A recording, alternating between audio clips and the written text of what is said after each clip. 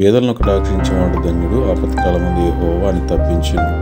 లేదా బేదలను కటాక్షించేవారు ధన్యులు అనగా ఆహారము లేక, వస్త్రములు లేక, శ్రమలో, ఇరుకులో, ఇబ్బందులో, కష్టములో, అనారోగ్యములో, బలహీనతలో ఉన్నటువంటి వారిని నీవు సహాయం చేసినట్లయితే, నీవు వారి పట్ల కృప కరుణ చూపించినట్లయితే, ఆపత్కాలమందు అనగా నీకు అవసరమైనప్పుడు, నీకు ఆపదలో ఉన్నప్పుడు, నువ్వు ఆపత్కాలంలో ఉన్నప్పుడు దేవుడు అప్పుడు నిన్ను తప్పించును, అప్పుడు నీకు సహాయం చేయను, అప్పుడు దేవుడు నిన్ను హెచ్చించును, అప్పుడు దేవుడు నిన్ను దీవించును. అందుకనే మనం ఎప్పుడూ కూడా బేదలకు సహాయం చేసి దేవుని యొక్క ఆశీర్వాదాలు పొందుకున్న వారిగా ఉండాలి.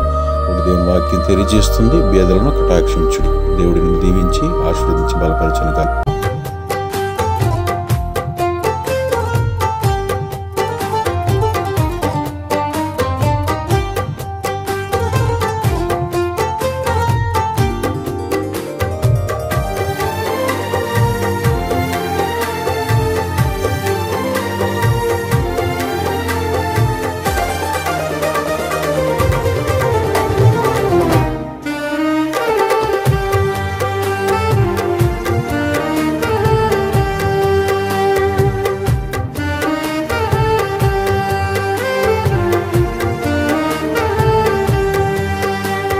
ప్రేమే శాశ్వతమైన పరిశుద్ధమైన పొదరిల్లు.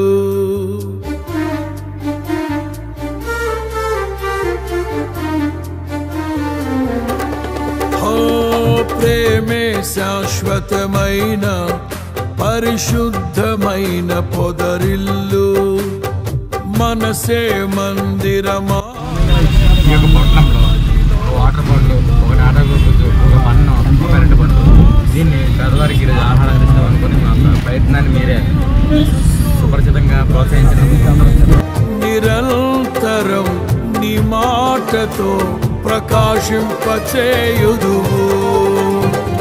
ప్రేమే శాశ్వతమైన పరిశుద్ధమైన పొదరిల్లు. మనసే మందిరమాయే, నా మదిలో దీపము నీవే.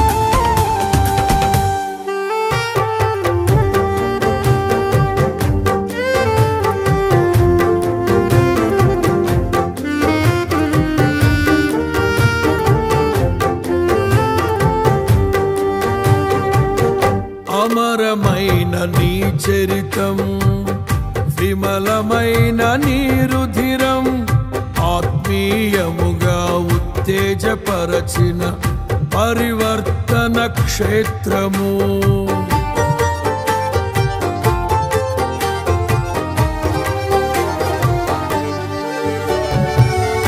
అమరమైన నీ చరితం, విమలమైన నీ రుధిరం, ఆత్మీయముగా ఉత్తేజపరచిన పరివర్తన క్షేత్రము. ఇన్నాళ్ళుగా నన్ను స్నేహిల్చి ఇంతగా ఫలింపచేసితివి.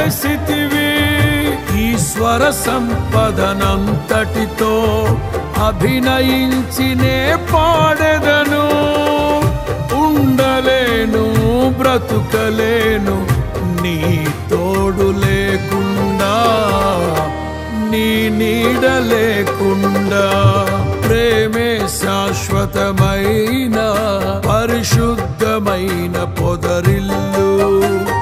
మనసే మందిరమాయే, నా మదిలో దీపము నీ